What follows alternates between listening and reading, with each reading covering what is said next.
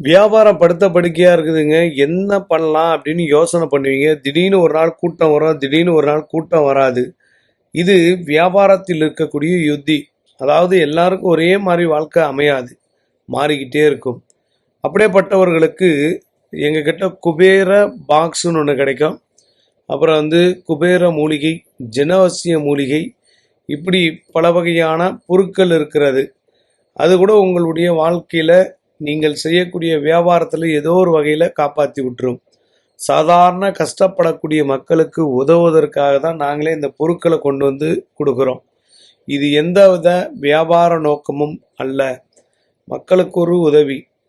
ஏன்னா நிறைய தடம் மாறக்கூடிய மக்களுக்கு நாங்கள் எங்களால் முடிந்த ஒரு வழிகாட்டுதல் பண்ணுறோம். தேவைப்படுறவங்க, எனக்கு பிஸ்னஸ் டல்லாக இருக்குதுங்க அப்படின்னா கடையுடைய ஃபோட்டோ வேணும், உங்களுடைய ஃபோட்டோ வேணும், 2 ஃபோட்டோ அனுப்புனீங்கன்னா அதுக்கு என்ன பொருள் கொடுத்தா உங்களுக்கு கரெக்டாக இருக்குன்றது சொல்லுவோம். தேவைப்பட்டால் வாய்ப்பை பயன்படுத்திக்கங்க.